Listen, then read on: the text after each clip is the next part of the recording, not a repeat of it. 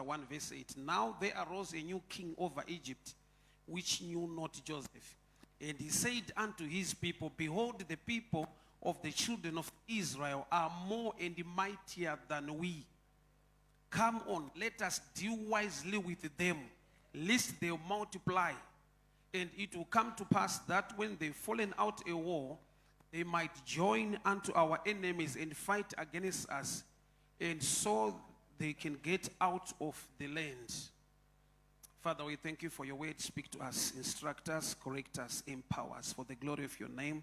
In Jesus' mighty name I pray, amen. There's a strategy here, the enemy. But that time my lines are the children of Israel are mightier than we.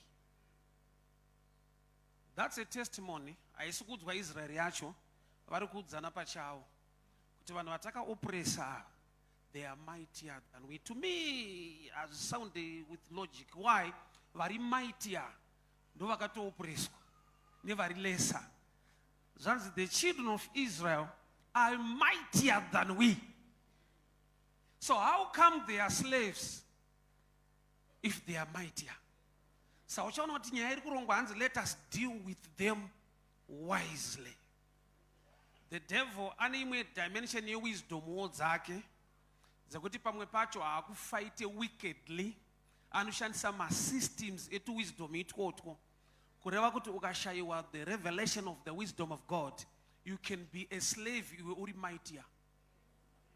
The children of Israel are mightier than we. Kureva kuti Israel ndi aifana kuoppressa my Egyptians, but inyaya kuti vakadila nawo wisely. One is strategy yakashandiswa in this time paivane shoko rakaiswa kare kuti ngaturaye vana vakomana vese, but now vada kudila navo wisely vakushandisa inonzi adoption. They adopted Moses. The deliverer was delivered by the enemy. Instead yakuti the deliverer adeliver hama dzake kubuda mu Egypt, he was delivered out of poverty. Amai vake ndo vatanga kupiwa salary. It's a strategy iri wisely. Unopiwa mari kuti unyatsotambura. Mai va Moses vakapiwa mari yekuyamwisa mwana. Mwana ari meant to deliver people from bondage. Family ndo yakadeliver from bondage. Ndokubva vaisa a delay to the prophecy. Genesis 15, 13, 14, mwari vanoti kuna Abraham, vana vachava napo muIjipita, but after 400 years, they will come out. Mwari haverevi nema. But Bible rinongoti kuna Exodus 12, after 430, ndopa vakabuda. So where is the 30 coming from? Dealing with them wisely. So there are times you need the wisdom of God. Deliverance yako yakatoitwa, prophecy yako yakatotaurwa, inofana unge ichimanifesta. But the delaying side, they could the devil act wisely.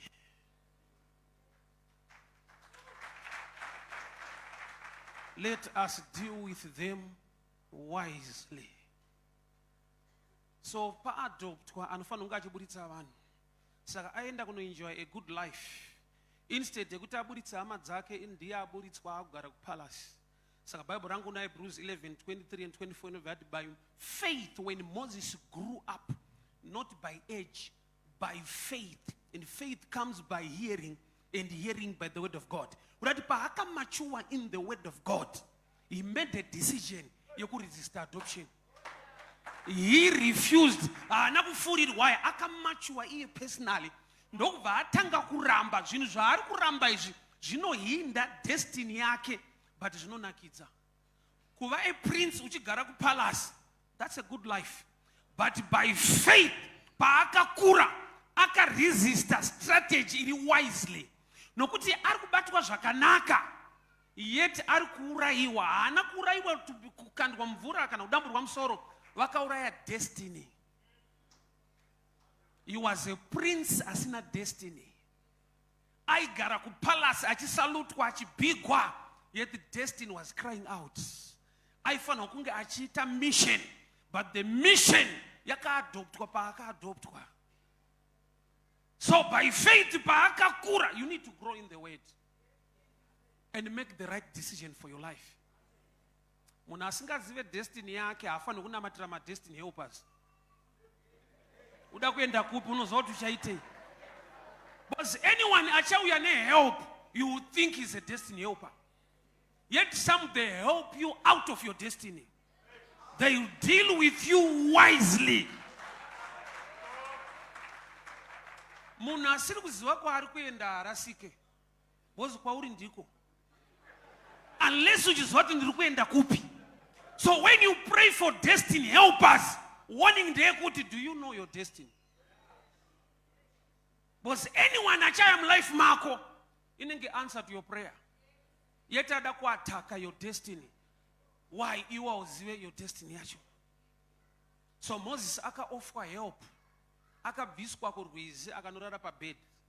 Akabviswa kuma-slaves, akaenda kupalace kwa-king.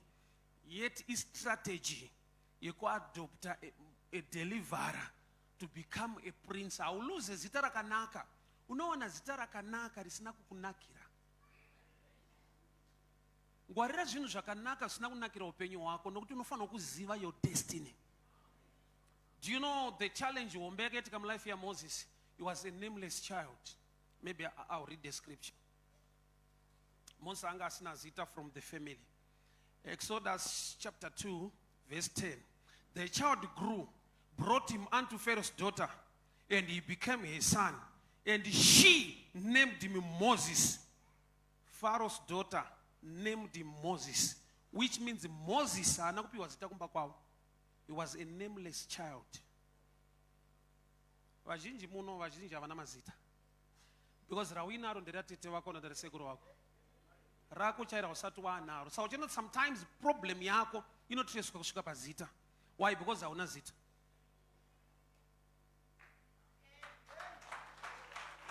African tradition, you understand this. Vanhu vanoona kukupa zita maringe sekuru bamuni ntete. Sokora kuti nanhasa usati wani rako. Unere mumwe munhu rawakapiwa. Itori trepi pa destiny yako. Why? Because names anotakura a character nema challenges ekwariri kubva. Saka Mwari pesi paari kushanda nemunhu pane paanoti from Abraham I'll make you Abraham. Jacob, you have become Israel. Saul, you can now become Paul. Why? Because pani nyaya dzinotevera mazita acho aisiye mazita yanasi.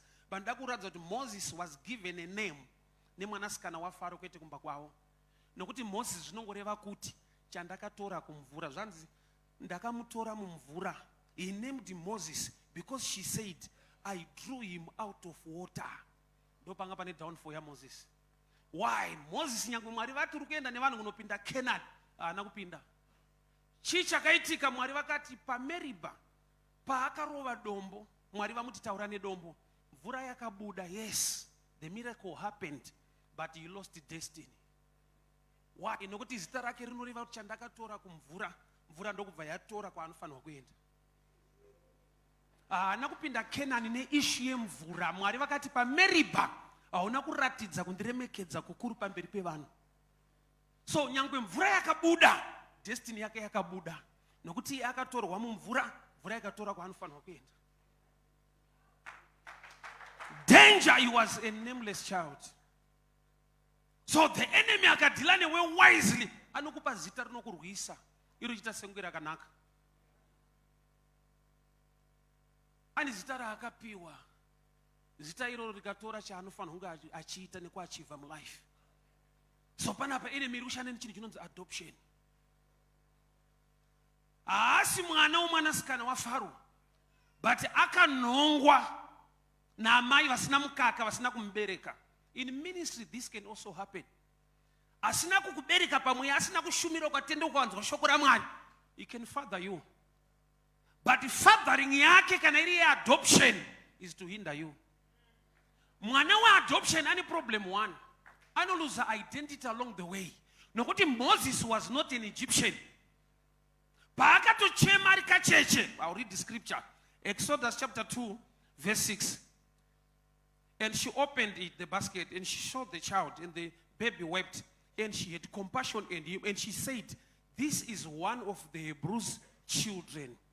As a little baby, pakavurwa basket ranga rakachema, original identity yakaapia.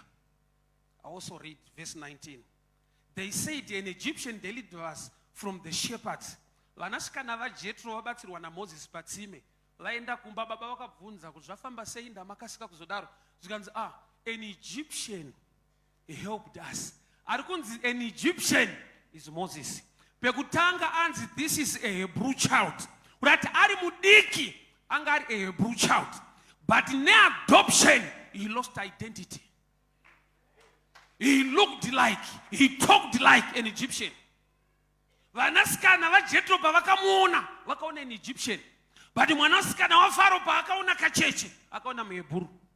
Adoption inoita kuti uluze zvauri. So he was adopted in the enemy. Planning ndeyekuti let us deal with them wisely, lest they will multiply and go out. My plans is arurongwa iwaya arurongwa mu Exodus. And Exodus means kubuda. Mu time yekubuda kusaziva zvekuita kunoita kuti uregere kubuda uri mu time yekubuda. Prophecy kareleaswa kwauri. Pane nyaya dzinoteverana neprofesi yako mukati. The devil haapete maoko kuti aprofitika saka zvaakuita. He still fights that prophecy. You need to grow in the word. You need to be prayerful. You need the fear of the Lord. Why? Nokuti mamwe ma-systems anounza along the path anogona kutora chakanzi naMwari ndichako. Why? Nokuti mu-Exodus avatange nekubuda. Munorongwa a strategy muri mu-Exodus. Iri nguva yekubuda.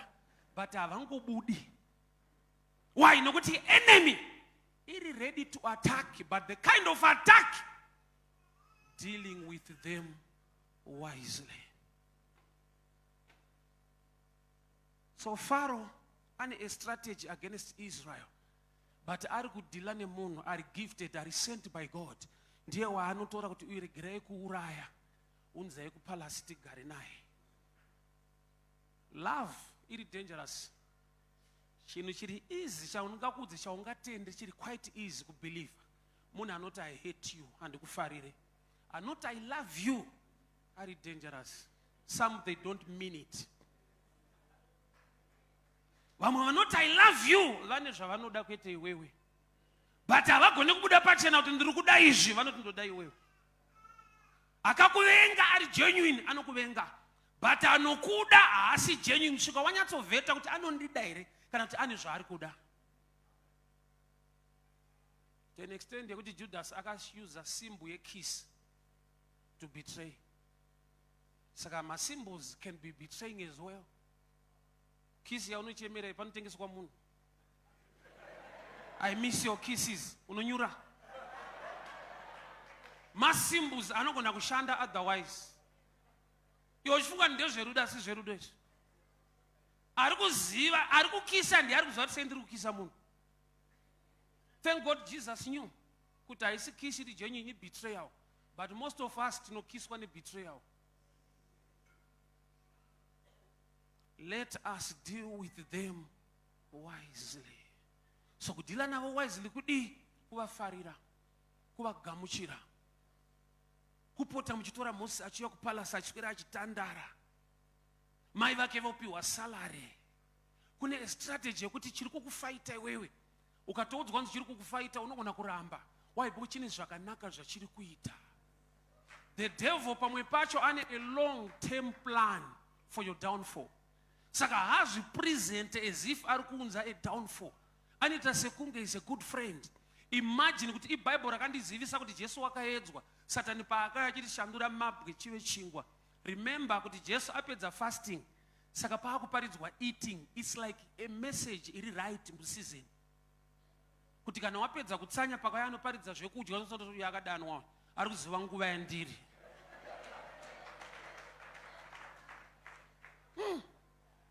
Because this side that ratinoziva kuti God speaks the right word in the right season. That's a true statement.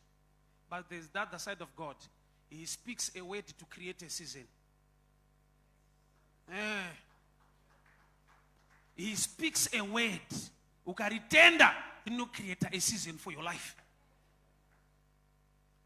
So strategy iri pano adoption ine favor mukati but delay ichimanifesta.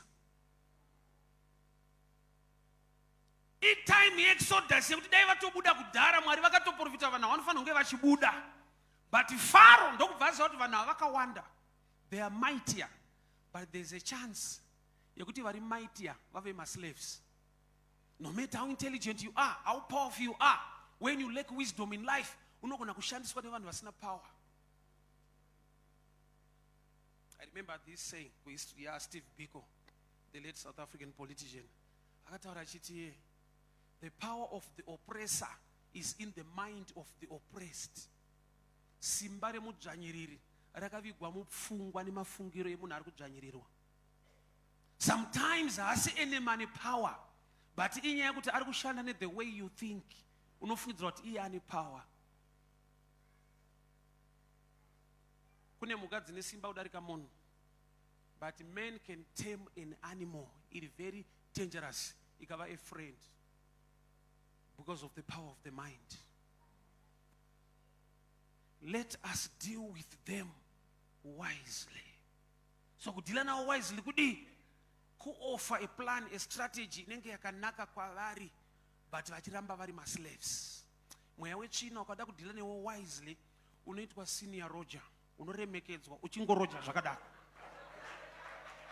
Kuti unzwa kuti pane problem hauzimbozvinzwa. Boy unotosvika paunotodada so kuti maroja ese anopa mari inini ndozoendesa, but unoisa yako ka. Iyo unoti problem handisi kuti kuroja kwakaipa, ndingoti kudada nekuroja kwakaipa. Hazvidadisi. Ifezi inobohwa zvayo. But ukaona wakutoti hai ndakatotora yese nedining zvese.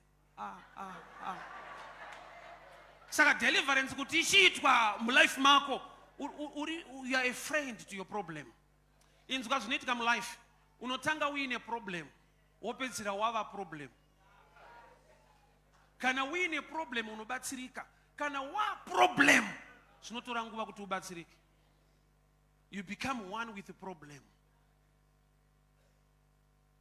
Wakambotanga uchinetseka nazvo zvichikurwadza, ndokusvika pakuadopta kuti ndo life yacho.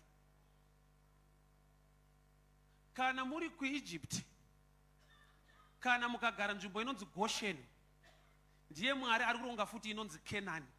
Kureva kuti there is a better plan iri more than Goshen. Why? Because Goshen muri slaves, but ari kuenjoy a good life nzvimbo dzevanhu.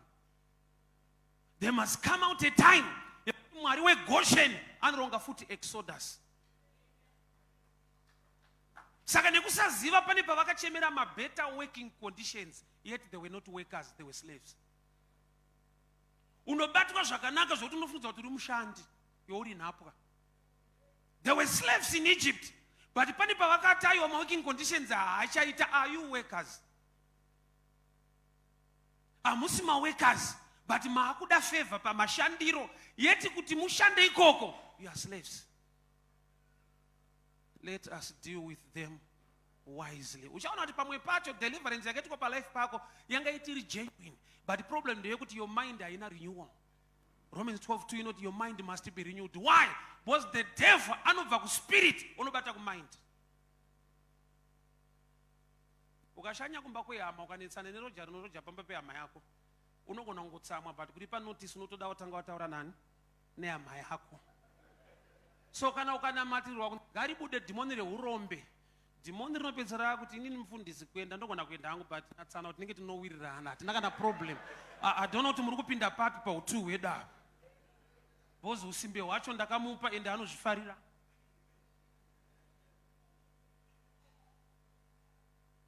Bible pane parinomotivheta vanhu than preaching chete. Pane parinoti simbe enda kumujuru kwete kuona iti kumujuru. But there are things on the ground zvaunogona kudzidza kuti ubude mumasystems akakutrepa. Nemanakiro anoita hope, Bible harifarire hope. But the devil akada kukuataka anokupa zvinonakidza zvinokukuvadza. Wakaipa ari kudhila newe wisely to an extent yekuti iwewe ndo wato enemy yelife yako. Amuziva ari kumusha kwedu, pamwe pacho hausati watomboroiwa, ukaroiwa ndarika stage yauri. wakangodhilwa newe wisely. Madhimoni anooperator sezvakaita colonization long back. Varingu vachitoziva kuti nyika ino haisi yedu, one day these people can fight us and go out.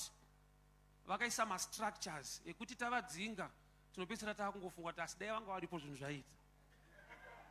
After fighting them with a gun, we'll write letters kuti no, you can come guys. Why? Because vakaisa ma-structures nema-systems ekuti we will depend on them no matter how much we hate them.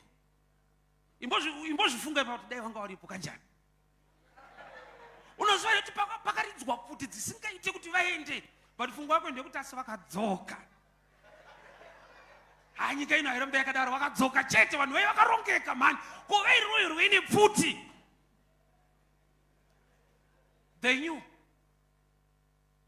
kuti one day tichadzingwa pano, madhimoni ari nomadhika akabva apa anoenda apa akabva apa anoenda apa, but paanobva paanombosvika pese anobata mind to an extent yekuti pamwe pacho hauchaoperata nedhimoni, uri kuoperata nemind. Mweya ikonzera kuti uite zvawaita kana ikabva inokusiyira experience. So with the experience you can still do. Zvisina kana Satani mukati kungoronga kwako zva ndikadai zvinoita. Isitamboenda kumabhawa guys. Takabvako. Zvataita tiriko kumweya chinacho yaitituma kuita yakaenda, but kakuziva ndichinawo.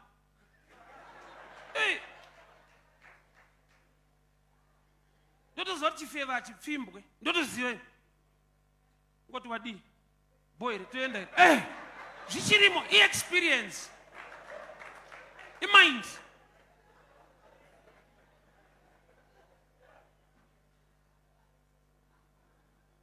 Let us deal with them wisely.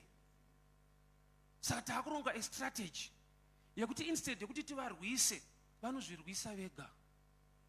Instead yekuti tivaatake no matter how mighty they are, but ivo vanopedzisira vava ma-slaves, ivo vaine simba. Anosvika paanonzwa kuti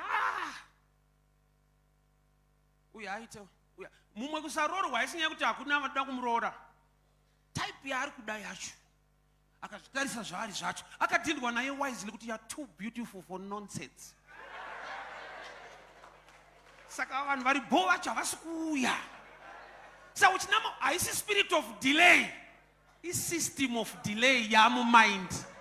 Because chauri kutarisira kuti chiuye hachiko. Ndasunungura boys.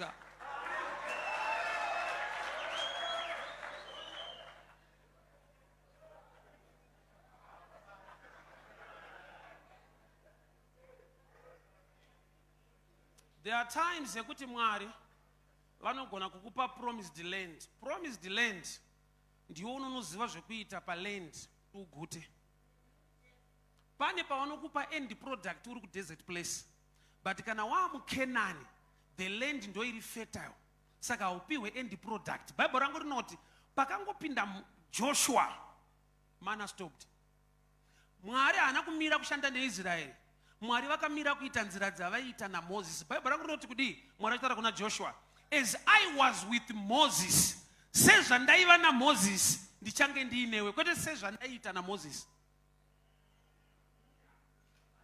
That's why in a challenge in the ministry, there are some people who try to act like another preacher, or to copy everything. You know, you can't copy grace. No, you can't. Dai pakaita vanhu vakavaka in ark, vakupa the right measurements that Noah, they were going to sink. Why? The Bible not kudi Noah found favor, not the ark.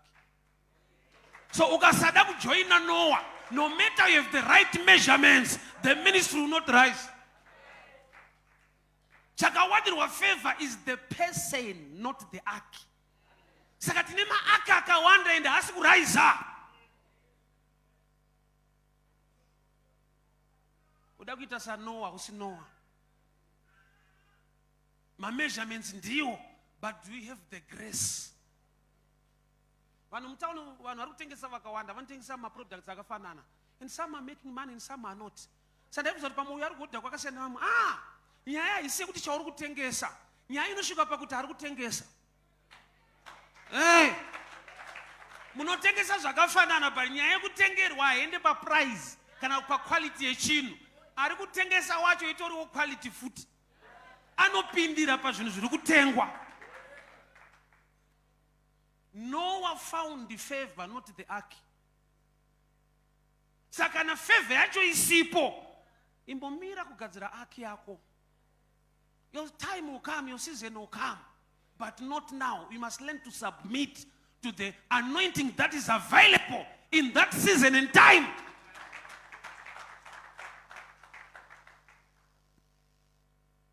Darika nguva ya Noah, yemwe season. Nguva yako yapo, but wakasave vari muareka ya Noah. But the problem ndeyekuti haudi kusave vari muareka ya Noah ndotogadzira yako. That's why Matthew 25 yaindi challenge andiri mfana kuti ko Bible rinototi kumbira unopiwa, but kune vakakumbira mafuta vakanyimwa. Bible rikati vanga vari foolish.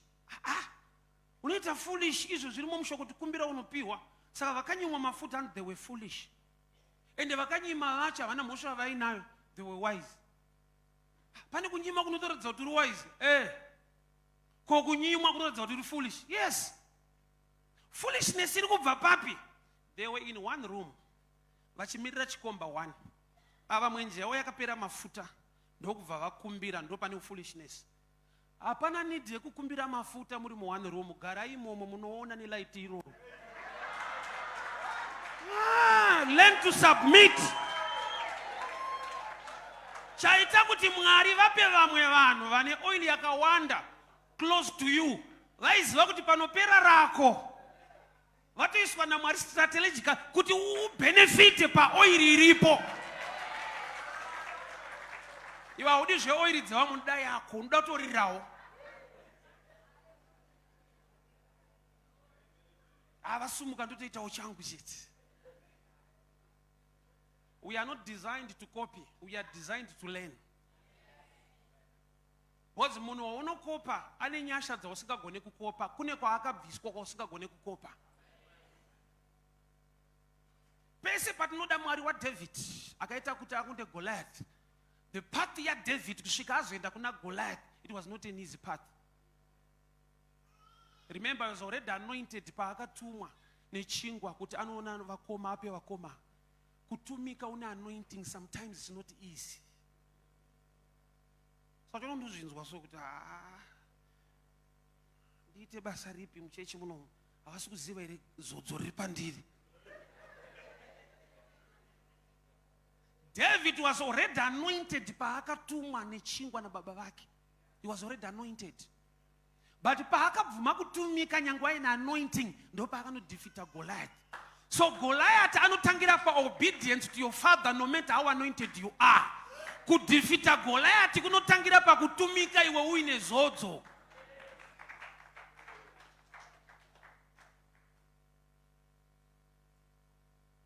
Mwari makarangarira David. Makarangarira Joseph. Mukamita mambo ku Egypt. Kuna mai Potifa vanotizwa. Iwe vari kutotizawo iwewe. You want the same grace? Let us deal with them wisely. So unonyesonota hapana zvakaipa chiri kuitika, but pane zvakaipa zvichaitika kwauri. Nekuda kwokuti zvakanaka zviri kuitika izvi zvine a special plan. Kune kwazvinokusvitsa. Enemy yakangwarisa itanga yaunza attack, inotanga yaunza mabenefits. Doro rinodhaka. Advert yedoro haiti kune munhu akadhakwa. That's a good strategy to market their product. It's dangerous. Hakuna advert yemunhu akabata koti redoro atadza cross road achida kutsikwa nemota. They will never show you that side. Achangoita one sip muclub. Once the big 5 Zambezi. Kuti ufunga kuti pachaerera munhu neZambezi kana. Why? They don't show you that other side. They deal with you wisely to market a dangerous product. Chese chakaipa, wakaipa anochimarketa in a better way. Mwari ari kuchika kuti mukadya muti uyu munofanana. So the devil paakabvuta Mike mugarden Raiden akaparidza akabvisa spirit of limitation. Makanzi mudye musvika apa ilimitation iyi. Tine theme manero. Eat everything. Sabatirirwe. Sometimes it's a good message but not God's message. Kusunungurwa, yes, but kusungirirwa. Vakaluza garden after eating. Ndoinonzi yakafa yakaloda. Valoda vakabuda panzi. So kumwe kuguta sometimes hakusi necessary pane imwe nguva. Unoguta zvekuti unoluza destiny yako nekuguta. Unoitirwa zvakanaka zvaunozodemba kuti inda zvakaitika kwandiri. Why bonzo zvakandilida problem yandanayo. Kwakatangira nhamo yako ku iPhone yawakatengerwa, kwete yawakanyimwa, yawakatengerwa.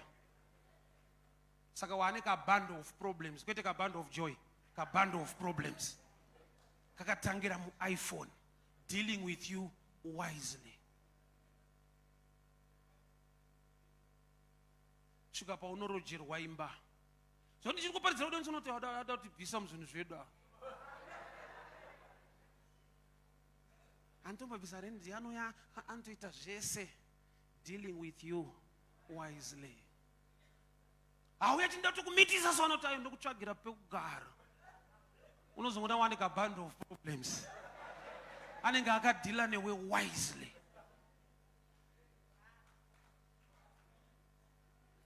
Anoziva destiny yake, accept any kind of help along the path.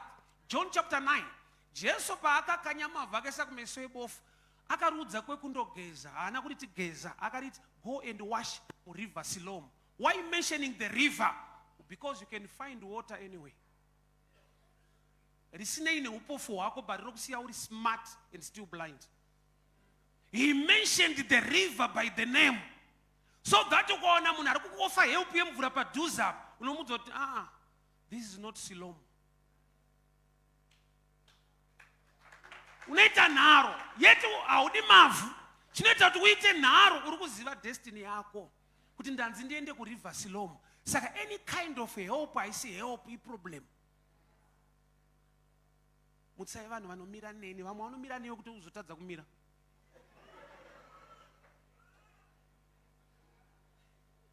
Do you know that the devil is so wicked to a level that he can give you a father in the spirit? Anova a benchmark yekuti akuna kwauchaenda udarike zvaanoita.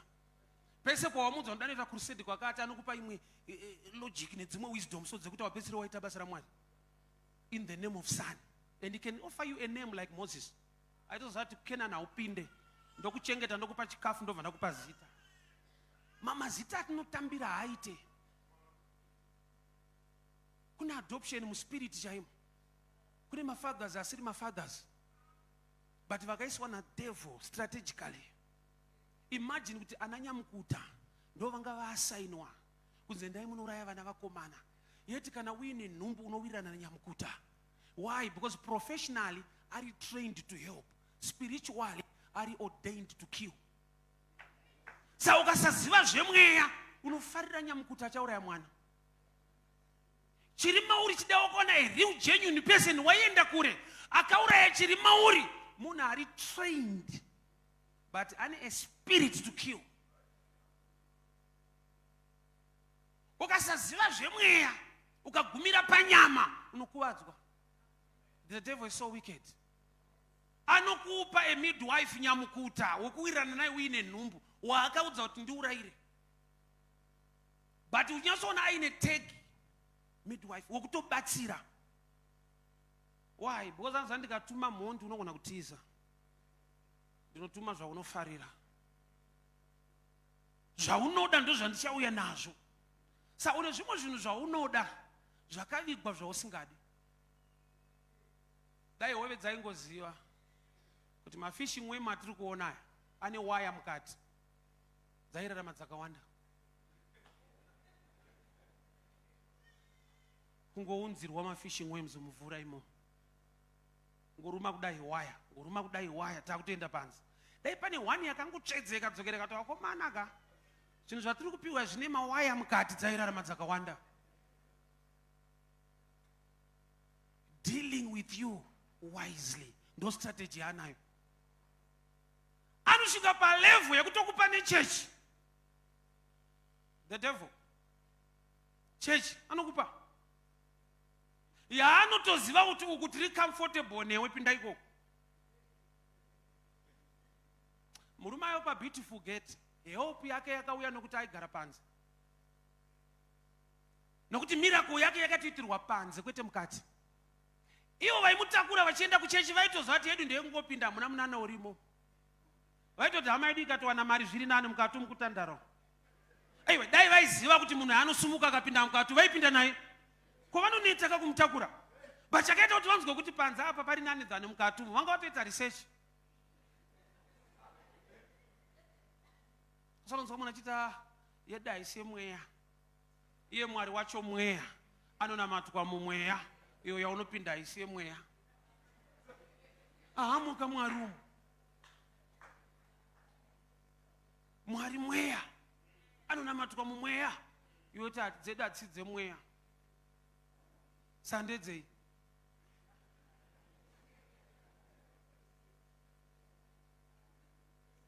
Order chaiye deliverance kubatsirwa kwaunonisenga kuwaste time. Why? The devil akaseta ma-systems ari comfortable now. Dealing with you wisely. Anosvika palevel yokutsvagira nechechi. Satani chaiye kutsvagira chechi. Paul akasvika panzvimbo inonzi Athens akapinda mukati akaona muchechi makatonyorwa kuna Mwari asingazivikanwi. Iko kusambudziwa kutatidze kuti chechi itange. Kutonyora mukati so to the unknown God, but kwaya ichiimba kuna Mwari asiri kuzivikanwa. Matestimony achirohwa kuna Mwari asiri kuzivikanwa. Do you know kuti zvinogona kutora ma-teachers kuziva kuti headmaster nhasi havana kuuya. But vana vechikoro vangonosaziva. Why? Because break time ikakwana, dari rinorira. Lunch ikakwana, dari. Saka order inogona kutoita headmaster asipo. Nguva yekuimba inotoimbwa, nguva yematestimony inotoitwa, vanonamatira. Mwari wacho asipo zvake. Vari mature in the spirit vanongoziva kuti chinhu chedu ichi. But vamwe vese vanongosedzera kuti chechi chiri kuita. Ndanzomwa achiti hatiteere ma-miracles. That's true. Kusateerwa nayo iera. Harititendere kuteera minana. But kusateerwa neminana futi hatitenderwe. Nokuti unotsigira shoko rake with the signs and wonders. So kushaikwa kweminana isi guarantee yekuti muri right. Isaini yekuti haasi kuteerawo Mwari wacho zvinhu zvenyu.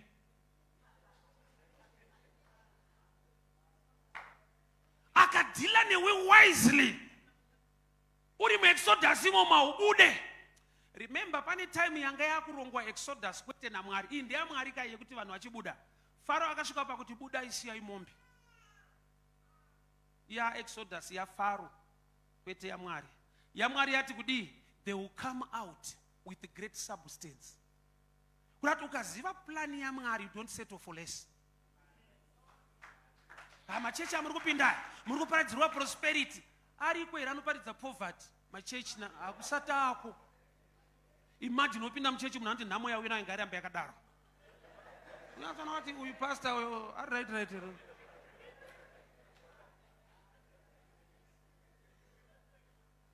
Hakuna chechi inoparidza poverty haiko.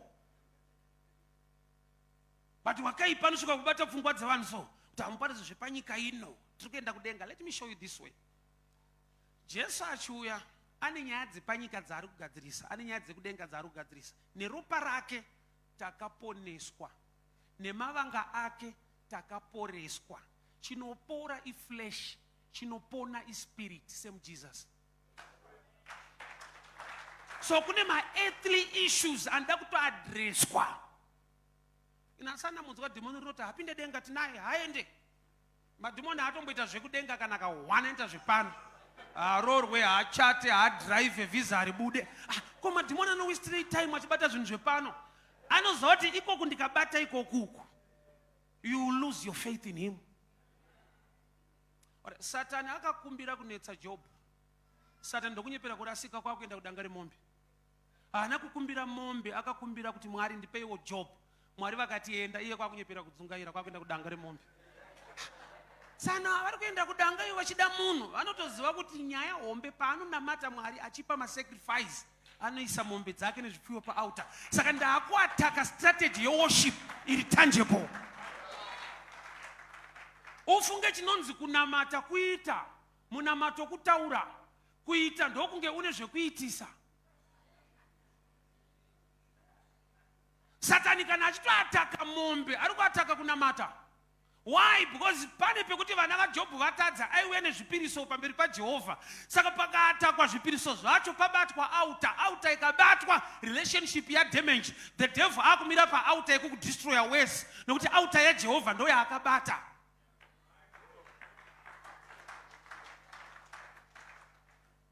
Kune imwe deliverance ifanira kuitwa yekuti asina chinhu Mwari ngamupe nyasha dzekuwanda zvinhu.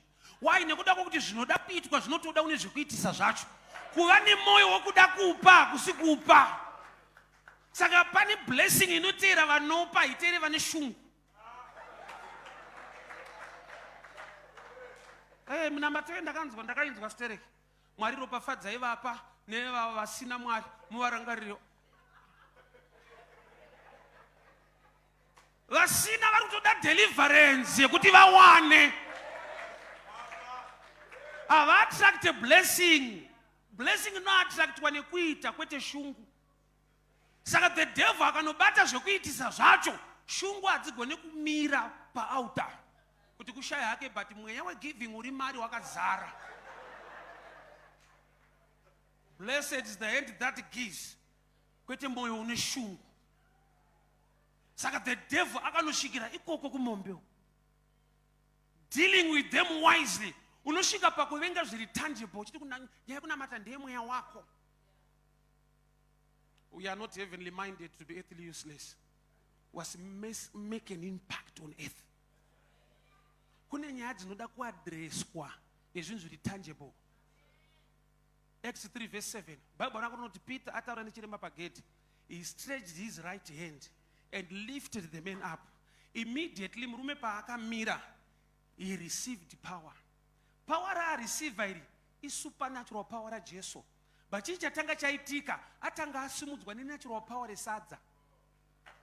Vakuru mukashaya sadza zvimwe zvemweya hazvibate.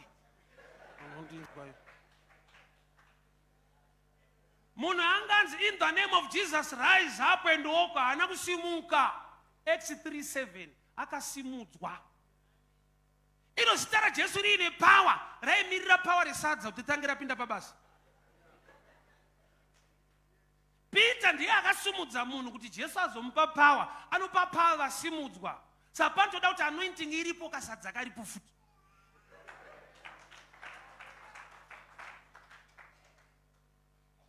Let us deal with them wisely. We must pray for the wisdom of God to be upon our lives. Uchenjeri hweshoko raMwari ngaurarame patiri. Nokuti wakaipa dzimwe nguva ataki yaari kuunza, aneunza on a good note. Yekuti unoembrace your problem, thinking kuti isolution. Unoatakwa to a level yekuti newe unozvibatsira ataki yako. Munhu anonzi conman akasiyana naroba. Roba uses force to take things away from you. Conman anoshanda nemind. Iwe unoparticipatawo kuti zvinhu zviende. Unopinzwa basa kusvika wozoudzwa nevanhu kuti hauna kupinda basa, wabirwa. Kuti ndinatowapa chitupa changu, ndikawapa unomira kuti zviende. Dealing with you wisely. Unotoziviswa nevanhu kuti matobirwa kuna basa. Woti but ndatotaura naye anenge anotobva kumusha kwedu ndokutobirwa kwacho. Adila newe wisely. Varume vayo vanotobvunza kuti wabva kupi shamwari? Ndabva kwaMurehwa. Anobva atoziva kuti paMurehwa pakati unozonzwa kuti mwana wokumusha. Unoparticipate mudownfall yako kana munhu adila newe wisely. Faro ari kuziva kuti nguva yeExodus yakwana. But mwe munhu aabude nenyaya yewisdom chete. Time yakwana. But wisdom dzikashaika mutime iyoyo, unofunza kuti une spirit of delay, iri ignorance iri kulead kudelay. Kuchema kungauya usiku, asi mufaro unouya mangwanani. Anonzi mangwanani time of knowledge, revelation. Unonzi usiku time of ignorance. Sawa chona kuti Liya akarorwa usiku, roto usiku walia masikati. unoroorwa murima imomo. Why baba vake vakaziva kuti mwana wangu haana kuti nakei, saka kukati svibei hakushande beauty. Strategy. Liya akapiwa maiki yekupupura anotanga kutenda kuti rima rakanaka asikana. Imo muchishema dai kwaedza mwanzo ati kukangoedza atitorwe. But the revelation yaliya iri personal ndeye kuti darkness to her means light. Sapa unoshema dai zvinhu zvanaka, your cry iri very dangerous. Nokuti dzimwe nguva zvikanaka zvikunakire. Zvikatonaka mabasa akavakwa havabvunza kuti makatambura sereki pindai, vanoita interview futi. Meti dziripo regeography dziripo rota hapana batata netseka zvakanyanya. Poverty is qualification is situation.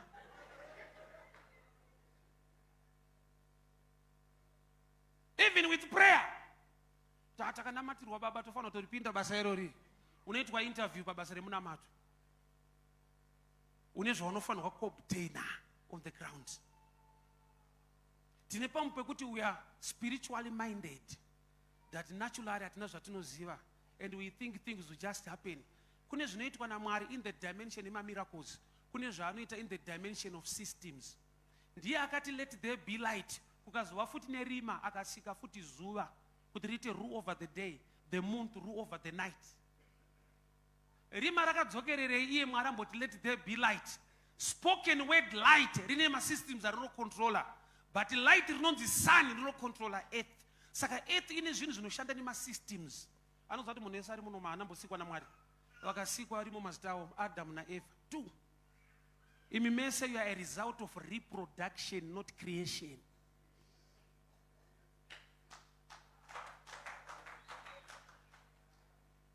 But takabva kuna Mwari, makabva kuna Mwari mukasvikira masystems. Dai baba wako namai wako asina kurorana uye even Mwari ariko. Why? You are a result of reproduction, not creation.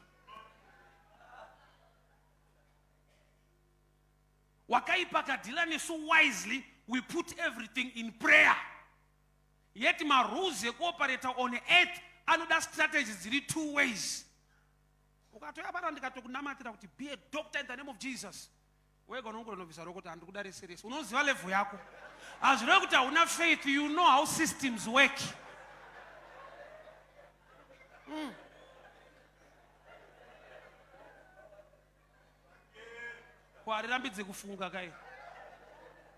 Mind yawakapiwa naMwari haisi spiritual mind, in natural mind. You know expand and nekudzidza knowledge yawina to do things on earth. Mind yawakatopiwa gift. Akazodza musoro wangu namafuta. Chiri kunzi musoro information in knowledge. Anointing inoita rest upon knowledge. Ukatohodha magumbeze kuchipisa, so even uchinambata stereka atengwa atingatsvire udofo hwako ka. Kuti Mwari munoita zvishamiso. Vanotokukwenye nowo unoshamisa ufunge kwapisa. Yes. The devil akadhila newe wisely anokusiya uri church person usina strategy and knowledge on how to do things on earth. Then you move from church to church. Vakanamatira, but basa racho harisi kuita muchiita rei? Tarufana ngomuka so.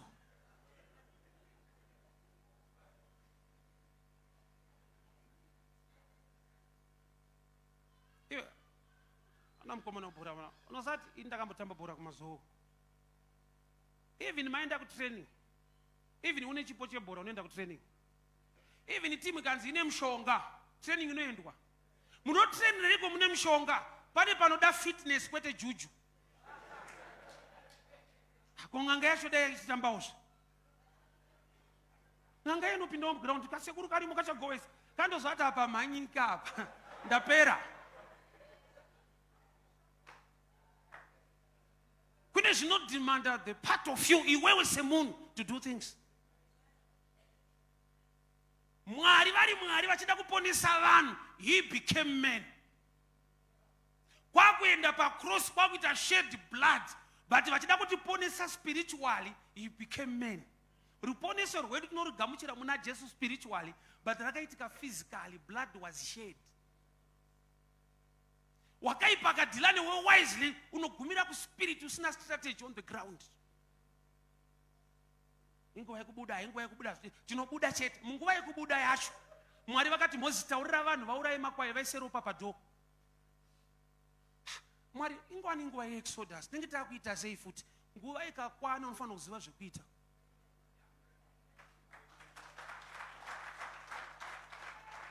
Nine months dzinokwana ndedzemwana ari mudumbu, but asiri anonzi push, anotopushwawo.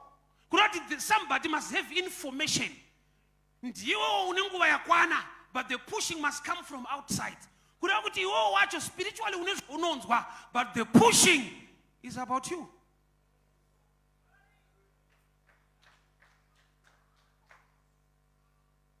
Jesu paakanoparidza ari mubhote raPeter, vanhu vaakaparidzira vanga vasina kuteera iye ndiye akateera vanhu vakamirira kutenga hove kunana Peter kurwizi. Istrategy kuenda kwavari. Akapinda mubhote akaparidzira vanhu kurwizi, haana kuenda murokesheni akati uya ndanoita service kurwizi uku. Akatoziva kuti vanhu vanoda fish vaenda kurwizi hande ikoko. Strategy yekuenda panoita kuti zviite. Kune place ine nyaya, madhimoni ari muna region akakumbira, Ishe musatibvisa mudunhu rino. Titende hedu tipinde munguruve dziri padhuze idzi. Kurati hatidi kuenda kure. Why? Anoziva kuti influence yedu ine chekuita neterritory yatiri assigned to. Chero kwawaenda Mwari anokukomborera, it's half truth. Chero kwawaenda Mwari kwaanoda kuti uende anokukomborera. That's why achiti Isaac ibvawo kuendawo, kwaAbhurahamu ibvawo kuendawo. Andi kuti chero uriko kutoita. Ibva ikoko.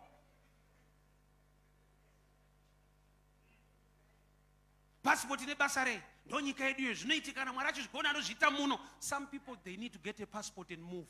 Some people. Asi zvemunhu wese izvi. Mwari anoti kuna Abhurahamu ibva ikoko uende kunyika ndichakuratidza ndichakuita munhu mukuru. Vakati kuti even uri ikoko handabasa nazvo. Mira uone ndonzi Mwari zvinosumuka uri ikoko. Aizve. Chero kwauri zvinoita, it's half truth. Inzwai, Mwari ndewe munhu wese, yes. Asi umwari ndio vana vake. Maybe I'll give an example to understand this. Mwari ndi Mwari kumunhu wese, asi umwari, his presence and his doings ane chekuita nevakamutenda. Achitiro munhu wese. Tese muno tiri vana vapresident vedu, ndi baba vedu, asi unoziva kuti vane vana vavo. Level yeumwana hwako pane painogumira. Traya kuti vari kuita raro tidambomhoresa mudhara, unomhoresa upenyu hwese. Your understanding inoda kuupgradewa.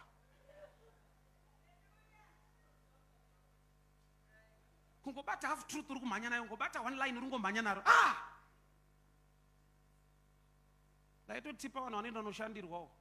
Kanza muprofita ati ndiri kuona gomba usavhunduke, enda deeper kuti harisire makorokoza harina mari here. Usafunge rufu mhani, usafunge rufu.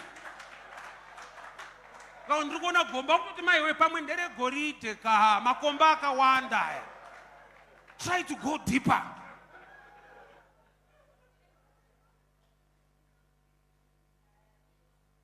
Ana Ruth vakanzi handikuberekere murume anogona kukurorai. Chakaita kuti ateere akaenda deeper. Mwari wenyu achava Mwari wangu. Imi mukatadza Mwari anogona. Sati hazva vataura saopa handizvo kuti mama mugone kubereka. Haisi yemunhu yaya Mwari. Let us deal with them wisely. Lest they will multiply and join our enemies. Vobva vatiza. Muexodus imomo murutozikana kunzi unotiza. Iyo indava achida kufaita tuvana tudiki. Faro achida tuchechi achisiya madhara aripo. A fresh mind yagara iri dangerous. Old mind yajaira kurwadziswa nekuneteswa. Yakutoda better working conditions haidi kubuda. Ndaiti ndikashanyira mama wangu kudombosha vakare sopa waibika neuni. Ukavafonera vaibva vapinda mukitchen ubikira vazukuru taisvika vagara mukitchen maybe zvehour. Isu ungopinda 5 minutes misodzi yakutobuda takutobuda nenyaya yehutsi. Saka ndaimbofunza kuti Muchembere ndofunga isusu tiri wika. Tiri masalad tikabva taiwa. Tiri normal. Muchembere aremara akuvara. Ma first days aimbobuda misodzi apa iye nenhamo zvawirirana zvichemedzana. Yeti utsa usi normal mumaziso ako but unosvika pakunzwa kuti it's okay. Munhu akadaro kumuudza kuti utsa usiraita nokudza kuti hamuna kusimba. Yeti iye ndiye ari wika musystem. Pamwe paunonzi wakasimba ndipo wakatonyanya kukuvara. Inyaya kuti hausi kuandastenda zvinhu. pane paunosvika kujaira chinhu chotange chaluza maeffects acho yet chiri still effective. Ausada mwanzoona achiti koko yemazuva ano haina power. That's a lie. Koko haina kuchinja ingredients ayo. Kare mainwa paindependence. Mazuva ano every day zvamu system. Hauvhunduke, it's already in you now. Yatainwa tarwara. Makakura nguva dzederesi. Ukaona watengerwa koko watorwa. Yairwarirwa koko. Tamba nekoko. Ukabatwa mirunzi hadziya, tenga ikoko, tenga ikoko. Unonofunga kuti mushonga. Saiyo yekuti wana warwara waisvika paunojonzwa kuti ine power. Apa ikuti every day power yacho rinopera. Chinhu ukachijaira chinoluza power racho. Saka ina kuchinja isystem ya inside you. So zvimwe zvinhu unofunga kuti zviri powerful ndi devil akakuataka.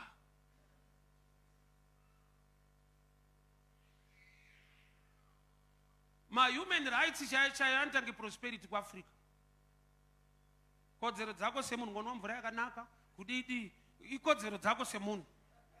But kuAfrica zvogona kutokampenirwa kuti uchanwa mvura yakachena. Samuterega tichinwa isingaita kuti kuAfrica kuno kuti tinokampene nezviri normal. Timuchadya chingwa. Samedo tidye ibesa.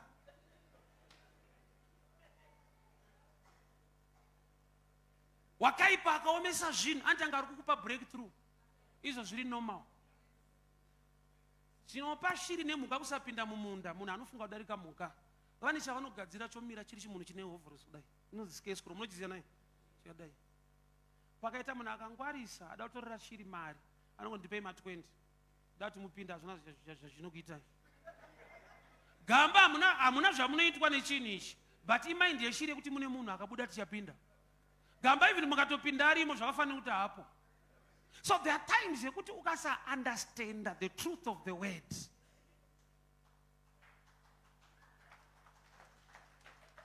I'm sure my time is done. But my prayer and your prayer, God give me wisdom. Show me my destiny. Ndiregere kuchemera destiny yopa. Ari yada kutondikuwadza because I don't know where I'm going. Pamwe pacho chakatokuhinda mu life help my presence. Nekuda kuoneta my presence. One day to go wanyura ku Facebook.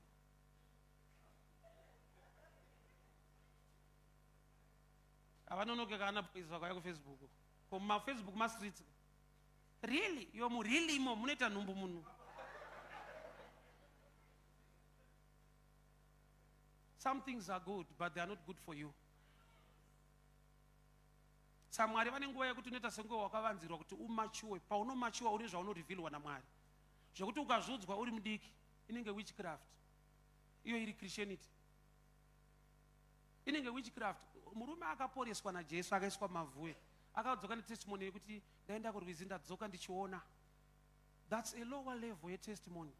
Bochamboita kuti uende uine mavhu usvike. Higher level yekuti Mwari anogona kutendera kuti meso acho asipo, nyasha dzake dzaaisa pauri dzishande.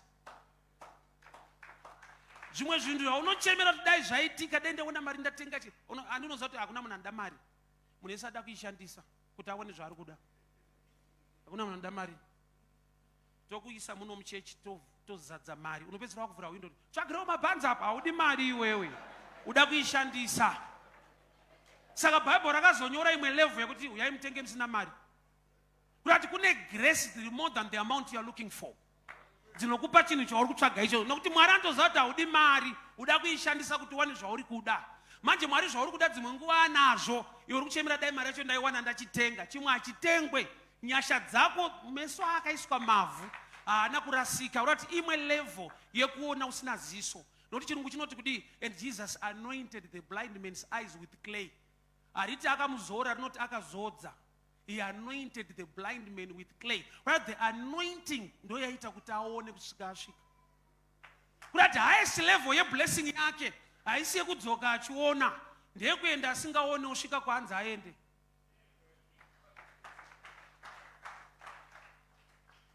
Kune dzimwe nyaya dzaida mari mu life mako, but zvinhu zvacho wakazviwana.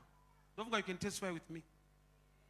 Mari yacho yanga isingakwani kuti uwane chinhu ichocho, but vanhu pavakaziva kuti ndiwe vakangoti chindipa yauinayo. Chinonzi chindipa yauinayo haisi price tag igrace, the type of a person.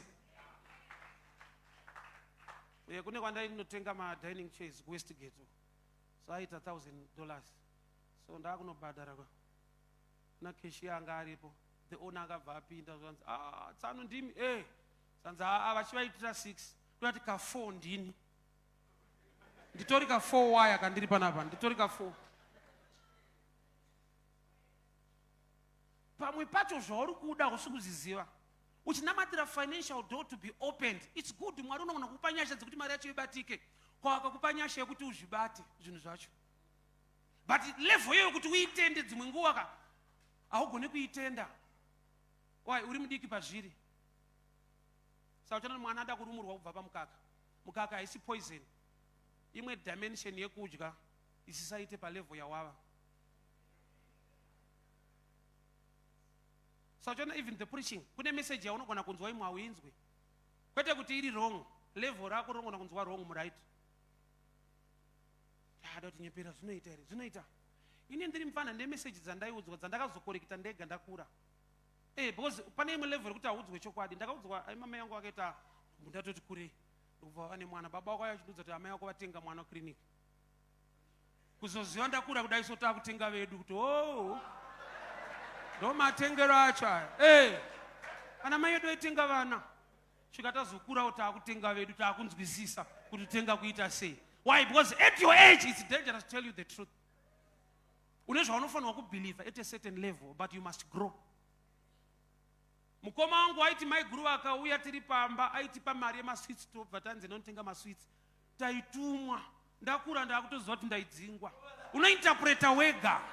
When you grow you interpret better. Because takazotumawo vedu zati okay hakusi kutumwa kudzingwa. So you need to mature and learn to interpret things with the level of maturity. Bible rinetsika yekuti haurinzwe sezvariri, unorinzwa sezvauri. So ukasaimprove, ukasakura unonzwa nyaya dzidiki Mwari achitaura zvinhu zvikuru. Prayer life yako iri guided neinformation neknowledge iri mauri. Zvimwe zvaunofunza kuti Mwari havaite vanoita, but ungoti havaite netype yako nokuti haizvitende. Havakomana mazana havasi kuroora. Saturday hauna kuona Benz yanga nemabhaluni so mumwenye akaenda. Owaiti vari kuenda kubhora haiwa. Kune mumwe akaenda mukore uno. Nyasha dzacho musizini yakadai dziriko. Bible rangu robva rati without faith you can't please God. But chabvisa faith ichi the devil akadhila newe wisely. Why? Ane zvaakakuudza. Mazuva anotambira futi kusocial media ane zvaanoita person information yaanokuudza. Things are not okay. Vanhu havasi kutorana zvakazodai zvakazodai. Bible robva rati whose report do you believe? Every prophetic word ukaritarisa with carnal eye, with carnal mind, I make a sense. It's hard for you to believe. Pamakaprofita mota ine mutupo ndiri mfiti ndakati unoziva pane nguva yekuti vanhu vaMwari vakataura shoko kwauri unoziva kuti ko vangatiwo kudii. The Shunammite woman akatonzi uchava nemwana gore rinouya nenguva ino, akati musanyepera muranda wenyu. Iye atobikira munhu waMwari achiti is a holy man of God, but ane level yekutenda yaakaziva kuti ndofunga yati yakutaura iyi. Mabishop akaguta tii anonoke kuprofita so. Zvinotaurwa musizini yekuti wega unyatsona izvi chirudzi papi. Zviombe kudaro ndiye Mwari. Kana vakuda spokesman vanotora Moses asingagoni kutaura.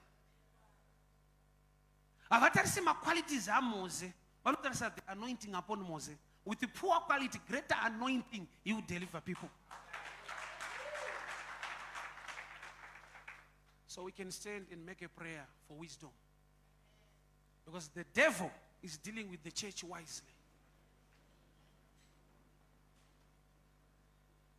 Jesu anga ane anointing yekuporesa mapofu, but aiteerwa nevanhu vainyararidza mapofu. Beware of followers. You need wisdom. Some, they follow you to hinder the anointing. Jesus was anointed to make the blind see. But pakasvika pana blind Bartimaeus, the same people following Jesus vakati kuna Bartimaeus nyarara. Why? Vari kunyararidza kwete Bartimaeus the anointing to work. Beware of followers. Vanhu vakati Bartimaeus nyarara vangasinganyararidze Bartimaeus. Jesus is anointed to make the blind see. So kana makunyararidza vari blind, you are silencing the anointing to work. Some followers are not real and genuine. We need wisdom.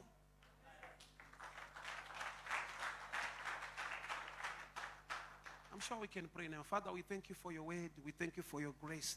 Thank you for speaking. Takumbira uchenjeri, takumbira meso yemweya, takumbira pfungwa dzakavandudzwa to grasp the revelation, to see things in the spirit. Wakaipa kana akauya nemazano nemanomano akaipa Mwari. Give us the anointing, the grace and the power to resist. Seshoko parati Moses, when he grew up, wakaramba. Pane zvatinoda kuramba Mwari, no matter how good things look like. We need wisdom. Why? Because in these days, he's dealing with the church and with the people wisely. We need a greater anointing. The anointing of wisdom. The grace of wisdom. To see things in a different manner. To see things in a different way.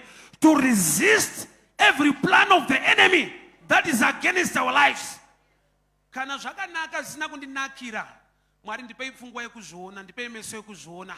Zvakanaka zvida kuuya mulife mangu kana zvisina kunakira basa renyu neupenyu hwangu. Give me the grace like Moses. Ndiregere kubvutirwa destiny yeKenani. Ndiregere kubvutirwa nemazita avachatipa Mwari. Ndinotaura zita raJesu pamusoro peupenyu hwangu. Hakuna rimwe zita ratete kana mbuya. Ndinotaura zita raJesu pamusoro peupenyu hwangu. Nokuti ndimi Mwari uye mune nyasha. Makafira upenyu hwangu. May the name of the Lord be upon my life. Zita raJesu. Zita raJesu. Pamusoro pemazita ose. Zita rakatumirwa pandiri. Ngarishayiwe simba. Asi zita randakatenda raKristu Jesu weNazareta ngarivhure masuo mikana ngaizarurwe. We pray for wisdom and understanding in the mighty name of Jesus. Amen and amen. God bless you, church. Mwari vakutire nyasha. Mwari vakuropafadze vakugolese. Thank you so much.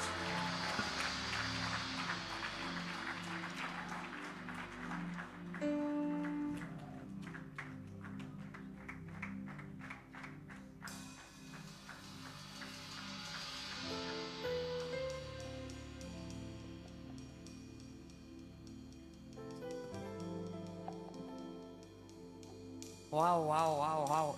A hand of applause again to Evangelist. And let us deal with them what? Again? I shall know how to deal with them wisely. And ukasagona kudila wisely, unogona kutonumburiswa noda kwe Minute Maid.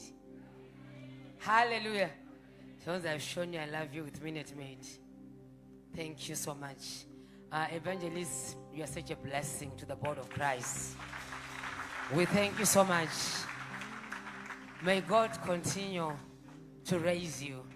Every time when you're coming here, levels are changing. Today I am releasing a